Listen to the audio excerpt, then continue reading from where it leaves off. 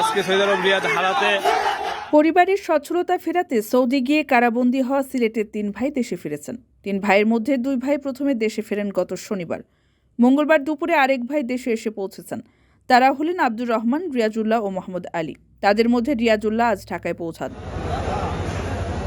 সিলেট সদর উপজেলার ইসলামগঞ্জ বাজার কালারুকা গ্রামের বাসিন্দা তারা।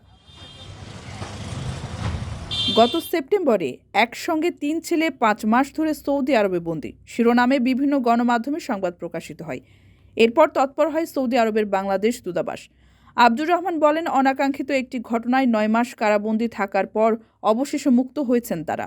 ঋণ করে সৌদি আরবে গিয়েছিলেন তারা। ঋণ শোধ করার আগে পুলিশ সেখানে তাদের আটক করে। 9 মাস হাজতে থাকার পর দেশে ফিরেছেন। 3 ভাইয়ের মাথায় এখনও ঋণের বোঝা, কিন্তু দেশে ফিরতে পেরে মায়ের কাছে আসতে পারাটাকেই বড় পাওয়া হিসেবে দেখছেন তারা। কী কারণে পুলিশ গ্রেপ্তার করেছিল এমন প্রশ্নের জবাবে আব্দুর রহমান জানান, চলতি বছরের এপ্রিলে সৌদি আরবের রিয়াদের হারা এলাকায় একটি মিছিল হয়েছিল। ওই দেশে মিছিল করা নিষেধ, কিন্তু তারা বিষয়টি জানতেন না। এই ঘটনায় বেশ কয়েকজন বাংলাদেশিকে আটক করেছিল সৌদি আরবের পুলিশ।